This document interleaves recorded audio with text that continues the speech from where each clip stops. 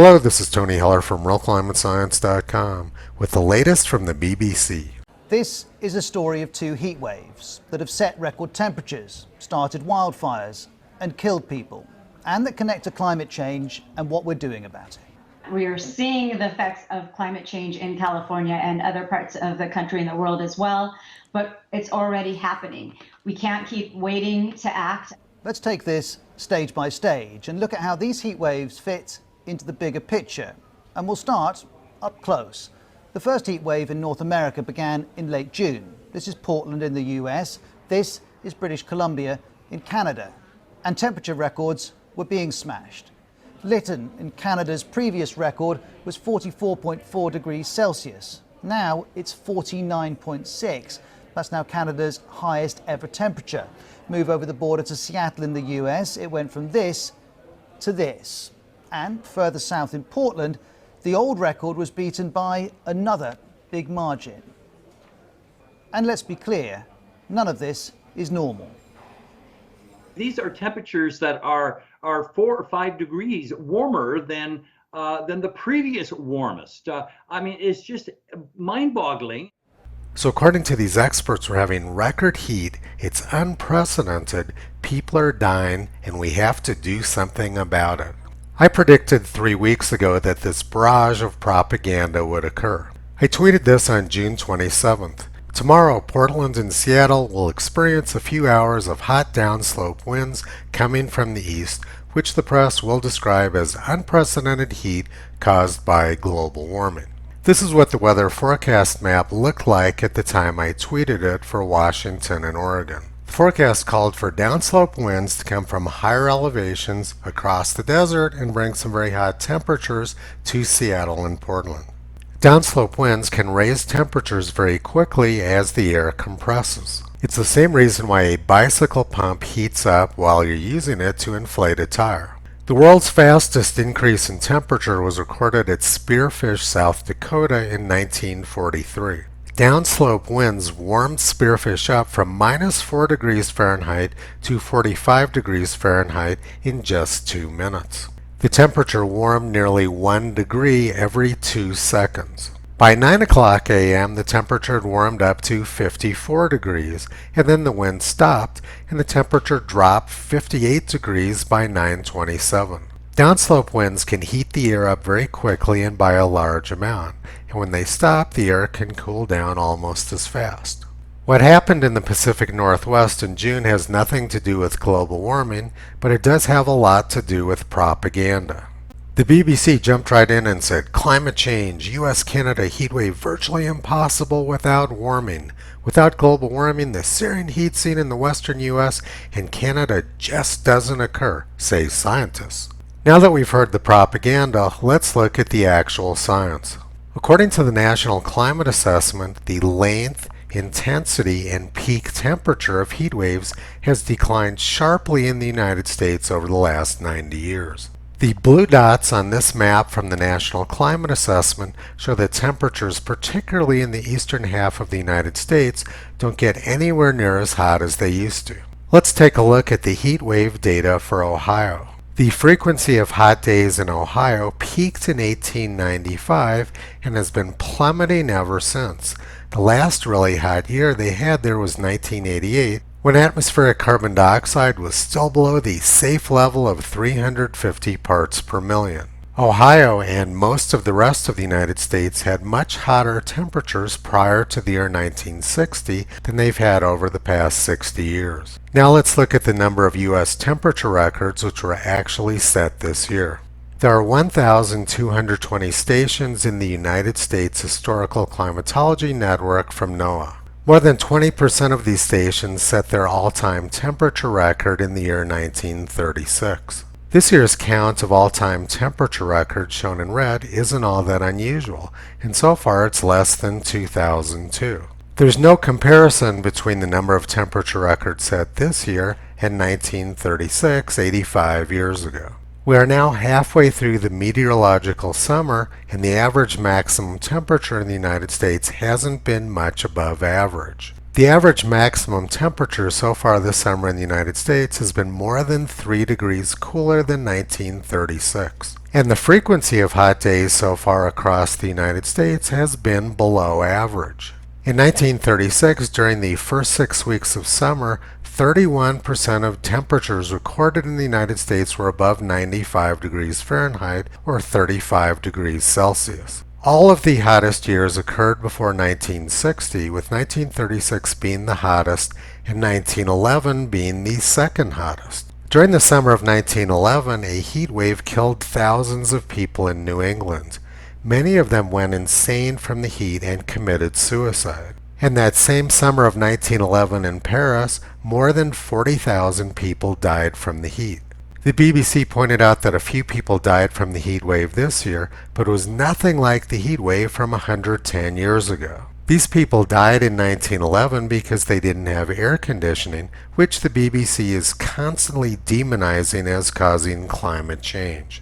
The BBC wants to scare people into giving up their fossil fuels and their air conditioning, but we can see from the history of 1911 how many people would die if the BBC got their way. The whole premise of their claim makes no sense.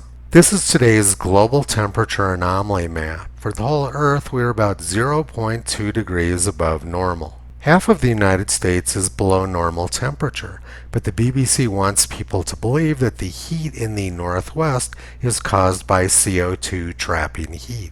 Apparently the CO2 is being very selective where it's trapping heat. Parts of Antarctica are 20 degrees Celsius below normal. The BBC says the weather is abnormal because the record temperatures were 4 or 5 degrees warmer than the previous warmest. So I examined that claim to see if it had any validity. This graph shows the margin of the all-time temperature record at all 1,220 U.S. historical climatology network stations. It shows the difference between the previous all-time temperature record at each station and the current one. You can't see all of the stations' names along the x-axis because there isn't enough room for them.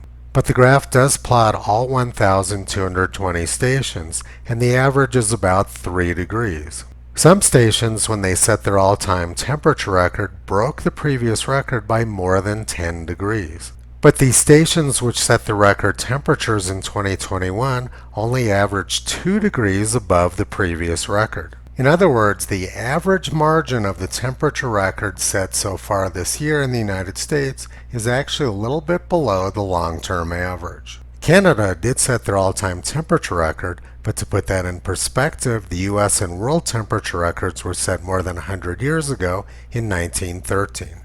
There was nothing particularly extraordinary about this heat wave. As we've just seen in the graph, it's not unusual for a place to break their all-time temperature record by 4 or 5 degrees. The BBC is probably talking about degrees Celsius rather than Fahrenheit, but even so, 4 or 5 degrees isn't all that unusual. This claim by the BBC and their Canadian climatologists sounds very scary, but it doesn't have a lot of significance scientifically. This week in 1954, Hillsboro, Illinois set their all-time temperature record of 114 degrees Fahrenheit. They haven't gotten within 10 degrees of that temperature since 1988, when CO2 was still below 350 parts per million. And over the past 9 years, Hillsboro, Illinois hasn't even gotten up to 100 degrees. Illinois got extremely hot during July 1954, but it hasn't happened again since. The BBC wants people to believe that climate can be evaluated by a single heat wave, but scientifically that's just nonsense. The propagandists at the BBC want people to believe that heat waves are getting worse in the United States, but that's not true. The National Climate Assessment shows that heat waves used to be much worse prior to 60 years ago, with 1936 being the hottest summer. 1936 was the summer when almost 250 all-time temperature records were set in the United States. Many thousands of Americans died in the record heat that summer, and millions of people fled the Midwest and moved to California. It was so hot and dry in the 1930s in the Midwest that it became unlivable for many people. Now let's take a look at history to understand what actually caused this year's heat wave. On June 17, 1859, downslope winds caused normally cool Santa Barbara, California to heat up to a world record temperature of 133 degrees Fahrenheit. The temperature warmed up very quickly from the downslope winds. They rose from 77 degrees Fahrenheit up to 133 degrees in just a few hours, and then just as quickly it dropped back to 77 that evening. The extreme heat from the downslope winds cooked fruit right on the trees and burned vegetables on the ground, even though the heat only lasted for a few hours. Many animals were killed by that very intense, short-duration heat wave. The amount of temperature rise which occurred at Santa Barbara, California on June 17, 1859 was similar to the increase which occurred at Spearfish, South Dakota on January 22, 1943. Downslope winds can cause very large increases in temperature, and it has nothing to do with carbon dioxide and nothing to do with climate change. The 1859 heating event occurred around the same time as the largest solar storm that's ever been recorded on Earth. People saw the northern and southern lights all the way to the equator. The light was so bright that the lamplighters seriously contemplated extinguishing the street lamps. Electronic communications became impossible because there were strong currents of electricity going through the telegraph wires, even when no batteries were attached. With no telegraph wires in operation, business had to be suspended, and this also happened in 1851 or 1852. If a solar storm of that magnitude occurred now, it would cause much more disruption than it did in 1859. It seems pretty likely that the heating event which occurred at Santa Barbara on June 17, 1859 was associated with the unusual solar activity which was also occurring around that time. This year's heating event along the west coast was nowhere near as large as the one in 1859. But like in 1859, the Earth has been getting hit by a series of solar storms, the largest ones in years. The solar storms this year have been nowhere near as big as the one in 1859, but then the heating event wasn't anywhere near as big either. So everything is normal at the BBC. They're misinforming their listeners and readers about climate just like they always do. The BBC says it's time for government to take action and control the climate. But the idea that government could control solar storms or the amount of CO2 in the atmosphere seems pretty far-fetched. Asian countries are building hundreds of new coal-fired power plants because they're not particularly interested in Western neuroses about climate. The amount of CO2 in the atmosphere is going to continue to increase at an accelerating rate, just like it's been doing for the past 60 years. The only thing which what the BBC calls climate action would accomplish is to hurt a lot of people in the West. Toto has been pulling back the curtain on these scamsters for the past 13 years. You can visit him, Kyrie, and Caesar on the web at realclimatescience.com.